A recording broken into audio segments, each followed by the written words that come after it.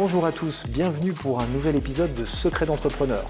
Aujourd'hui, je vous accueille au FIA, le Fonds international d'art actuel, et je vais interviewer Philippe Crépin, repreneur de Sofam à Sargé-les-Noms. Philippe est président de Sofam. Il a repris cette entreprise en avril 2015 après un parcours de presque 30 ans de salariat. Sofam a été créée en 1986. C'est une entreprise de 42 employés qui fait plus de 7 millions d'euros de chiffre d'affaires. Elle fabrique du mobilier industriel sur mesure, que cela puisse être des établis, des postes de travail, des serres, rangements et même des sièges. Ses clients sont principalement des industries, parfois de luxe, et également dans le secteur de la logistique. Philippe vit au Mans, mais retrouve sa famille en Île-de-France, où il vit également sa passion, l'aéronautique.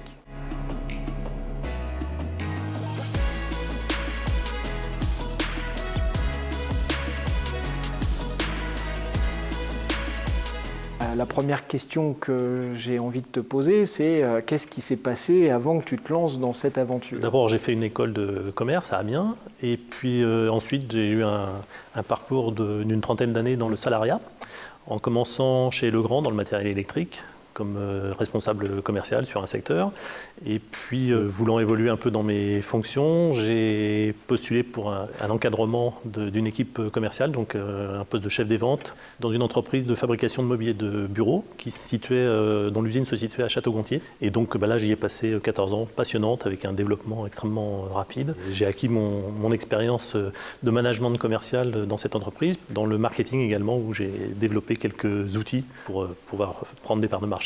Donc là, avec quand même un parcours très orienté commercial, développement, marketing. Exactement. Et avec déjà une expertise sur le mobilier d'entreprise. Tout à fait, puisque je participais beaucoup au développement des produits. J'étais à l'initiative même sur ce poste-là. Les technologies que je retrouve aujourd'hui, je les ai déjà rencontrées dans ce secteur-là, puisque les technologies sont vraiment très proches. Tu étais issu d'une famille plutôt d'entrepreneurs? Non, ma mère était dans le commerce, dans le prêt-à-porter, et puis mon père était ingénieur dans l'électromécanique. Il fabriquait des aéroports. Alors ça va venir tout à l'heure. Il y a un petit lien. Hein. 30 ans de salariat, à un moment, qu'est-ce qui fait que tu décides, à 52 ans, quelque chose comme ça, de te lancer dans l'aventure entrepreneuriale? Les accidents, je dirais, de la vie professionnelle en entreprise qui font que soit on reste les bras croisés et puis on attend que ça nous tombe du ciel, soit on prend l'initiative. J'avais toujours eu un peu dans l'idée de me mettre à mon compte, de créer une entreprise ou de en reprendre une. Justement, à l'occasion d'un de ces accidents, j'ai choisi d'en faire une opportunité justement pour saisir cette chance qui pouvait s'offrir à moi de reprendre une entreprise. D'abord, j'ai hésité entre la création et la reprise, mais étant donné l'âge, je pensais qu'il était plus intéressant de reprendre une structure déjà existante, de la développer.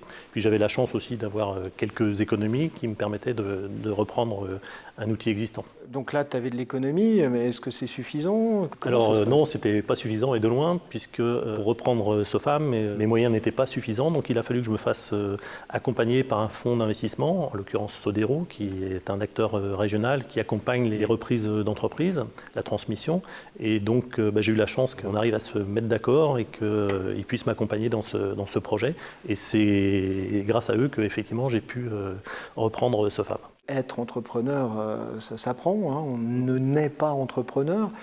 Par quel biais tu as trouvé ta voie?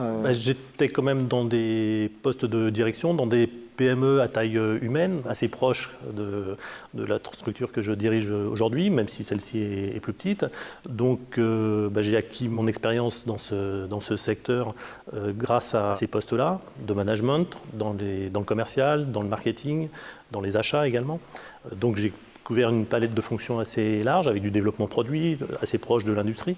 J'ai pu acquérir mon expérience par ce biais-là. Et puis après, c'est l'envie qui fait qu'on se trouve une vocation d'entrepreneur. Il faut avoir cette motivation. Alors, parce qu'il y a des challenges, il y a des doutes, j'imagine, à certains moments. Les doutes sont permanents, aussi bien avant la reprise qu'après. Que pendant. Que pendant, voilà, ça n'arrête pas. Donc effectivement, il faut se motiver, trouver en permanence des ressources pour rester positif et pouvoir aboutir dans ces projets. Est-ce que tu as eu des interlocuteurs qui t'ont permis justement de lever ces doutes?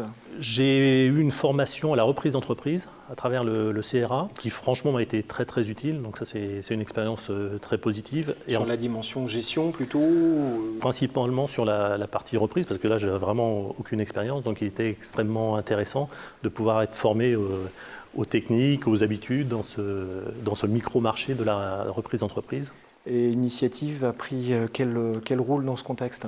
Initiative, pour moi, a été le réseau qui m'a permis effectivement de m'installer en Sarthe, je dirais, et de me sentir à l'aise en Sarthe. J'ai pu avoir les premiers contacts avec d'autres chefs d'entreprise, avoir des échanges, etc. Et donc j'ai pu m'intégrer, même à titre personnel, en Sarthe. Et je m'y trouve très très bien. Quelles sont les compétences que tu as déployées dans cette nouvelle aventure d'entrepreneur? Des savoir-faire, des compétences de structuration, d'organisation. Et là, j'ai pu, sur une entreprise de taille plus réduite, les mettre en place également. Donc, j'ai pu mettre en place des process, des structures dont l'entreprise ne disposait pas pour la faire passer d'un stade, je dirais, semi-industriel à un stade plus industriel. Justement, sur l'aspect industriel, je ne suis pas un spécialiste, donc je me suis fait accompagner par quelqu'un que j'avais rencontré dans ma vie professionnelle, avec qui j'avais travaillé, qui était un ancien directeur industriel dans une entreprise où j'avais travaillé. Donc un consultant externe en fait. Un consultant externe, voilà, qui m'a accompagné pour organiser la production. Et là, on a fait beaucoup de travail de réorganisation. C'est plus après dans les domaines commercial et marketing que là, j'ai vraiment apporté ma compétence avec le développement des outils marketing. Qu'est-ce que tu as développé toi en termes de compétences dans ce projet? L'aspect financier, c'est quelque chose que je ne maîtrisais pas, même si j'y avais un peu touché à travers les comités de direction et des choses comme ça. Mais là, vraiment, je suis rentré dans le vif du sujet. Je me suis plongé dedans. C'est impératif, suivre la trésorerie, les résultats, etc.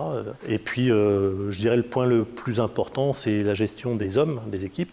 Parce que même si j'avais des responsabilités d'équipe, là on n'est plus du tout dans le même sujet, c'est la responsabilité globale. Il faut réussir à motiver l'ensemble des salariés dans tous les secteurs de l'entreprise. C'est pas que sur la dimension commerciale, c'est la production, c'est tous les aspects. Les transverses, exactement.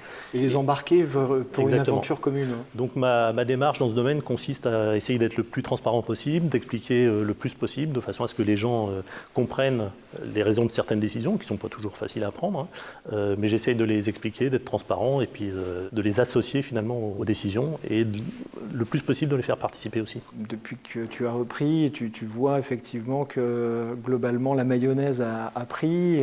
J'ai ce sentiment, effectivement. On a une culture d'entreprise qui est très positive. Elle existait déjà avant, mais je pense que j'ai réussi à la faire perdurer. On a des gens qui sont très motivés, attachés à l'entreprise. Donc ça, c'est vraiment quelque chose que je souhaite ardemment et j'ai l'impression que ça fonctionne plutôt bien. Ça, c'est une satisfaction personnelle. Ce qu'on sait aussi, c'est parmi les challenges de l'entrepreneur, c'est d'arriver à se ménager du temps pour soi, pour se prendre du recul, pour ne pas sortir la tête du guidon. Tout à l'heure, tu disais en introduction que ton père était ingénieur et fabriquait des aéroports. Ouais. Et donc, tu arrives à allier à la fois ta passion de l'aéronautique. Oui, tout à fait. Alors c'est vrai que depuis mes 15 ans, je pratique effectivement l'aviation sous différentes formes, l'aviation à moteur et le planeur. Donc c'est quelque chose qui ne m'a jamais quitté. J'ai toujours pratiqué le plus régulièrement possible. Alors c'est vrai qu'au début de la reprise, pendant 2-3 ans, je me suis vraiment beaucoup investi dans l'aspect de gestion de l'entreprise. Un peu tête dans le guidon, quoi. Un peu tête dans le guidon, exactement. Après avoir structuré un peu les services, l'entreprise, je peux m'accorder un peu plus de temps effectivement pour vivre ma passion. Alors c'est surtout le week-end, hein, heureusement. Ça me permet de couper et de garder effectivement cet équilibre, de me régénérer en dehors de l'entreprise et puis de revenir en pleine forme et plus opérationnel. C'est vraiment se ménager ce temps de respiration parce qu'autrement on est aspiré par le quotidien et on peut y passer 365 jours un quart. Exactement, tout à fait. Je pense qu'à rester focalisé sur un sujet, on perd le recul. Là, on fait un pas de côté, on regarde ailleurs et puis... Toi, en ce qui te concerne, c'est plutôt une prise de hauteur. En l'air, exactement, tout à fait. Alors, quels sont les challenges actuels de SOFAM et quels sont les tiens? De survivre à la crise d'abord, parce qu'elle nous a quand même fait de grosses perturbations. Et là, vraiment, on a eu des périodes de doute extrêmes. Il fallait réussir à garder le cap et être à la fois prudent et être à l'initiative. C'est une période un peu compliquée. Celle qui s'amorce maintenant n'est guère plus simple, parce qu'il y a une reprise qui est forte, d'un côté, Il y a des perturbations fortes liées à des hausses de tarifs. La reprise est très rapide, donc les tarifs montent. Et puis on a des soucis d'approvisionnement qui sont colossaux, comme rarement j'en ai vu. Sur des matières premières? Sur des matières premières, exactement, des composants aussi. Le risque principal, ce serait d'être bloqué en production. Et on peut être bloqué par des toutes petites pièces qui, a priori, sont pas importantes, ne semblent pas avoir beaucoup d'importance. Et une simple vis, à la limite, peut peut-être bloquer tout un ensemble de fabrication. Ça peut être lourd de conséquences. Alors l'apprentissage par rapport à ça, c'est si on regarde un peu plus loin, ça serait quoi? Stocker, trouver d'autres approvisionneurs? Alors en fait, ce que l'on fait, c'est qu'on fait effectivement du double sourcing. On essaie de diversifier le portefeuille de fournisseurs, sans non plus l'étaler de trop, de façon à avoir 50 fournisseurs et pouvoir concentrer nos achats quand même.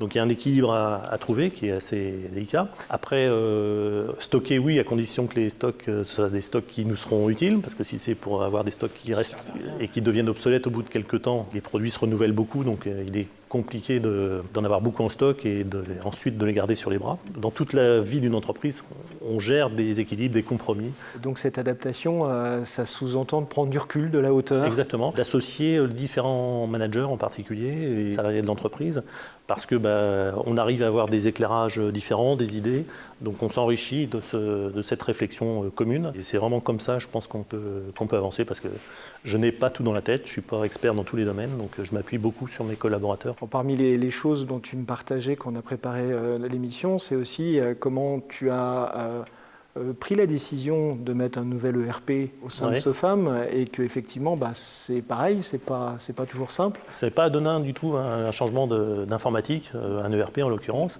Parce qu'effectivement, l'entreprise arrivait dans une phase où elle manquait de structuration sur l'aspect circulation d'informations au sein de l'entreprise. On avait des outils qui ne communiquaient pas bien entre eux. Donc il a fallu mettre un outil, je dirais, unique, qui nous permet de faire circuler l'information le mieux possible.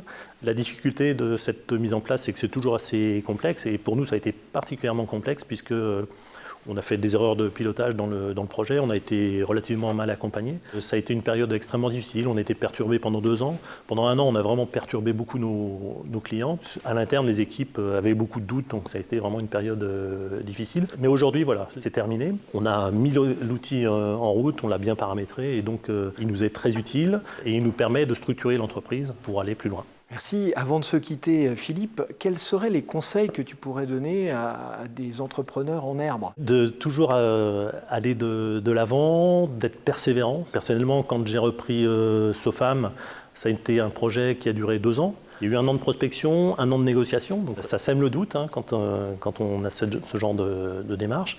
Mais bon, je suis resté toujours dans l'axe avec mon objectif, même s'il y a eu des périodes effectivement un peu difficiles. L'envie, bien sûr, ça c'est un élément extrêmement important. Merci beaucoup Philippe. Et ce que tu me disais aussi, c'est que si l'aventure était à refaire, sans aucun doute... Je n'hésiterai pas une minute. Sofam, c'est l'entreprise dont j'aurais rêvé avant de la connaître, et j'ai eu la chance de la trouver. Alors c'est pas venu par hasard, il faut provoquer la chance. J'ai frappé à la porte au moment où l'entreprise venait d'être mise sur le marché. Et si j'avais pas frappé à la porte, c'est pas moi qui l'aurais eu. Ça sera le mot de la fin, provoquer la chance. Merci beaucoup Philippe de ce partage d'expérience, et longue vie à Sofam.